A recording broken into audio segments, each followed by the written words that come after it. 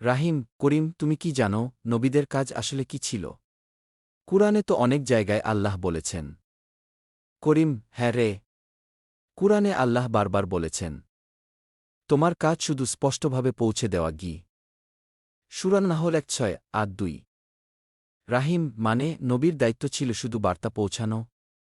করিম: ঠিক তাই। আরেক জায়গায় আল্লাহ বলেছেন, তোমার দায়িত্ব শুধু প্রচার করা, হিসাব নেওয়া আমার কাজ গে। সূরা আর রাদ ১:৩-৪-০। রাহিম: তাহলে মানুষকে জোর করে পথে আনা নবীর কাজ ছিল না? করিম: কখনোই না। কুরআনই বলে, তুমি তাদের উপর জবরদস্তিকারী নও গি। সূরা গাশিয়া ৮:৮-২-২। রাহিম: বুঝলাম।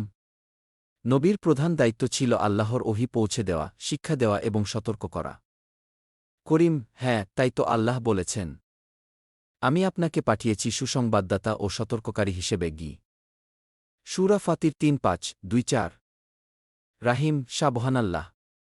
কুরআন পড়লে সত্যিই পরিষ্কার হয়, নবীদের কাজ ছিল দাওয়াত দেওয়া, হেদায়েতের পথ দেখানো আর সতর্ক করা, বাকিটা মানুষের নিজের দায়িত্ব।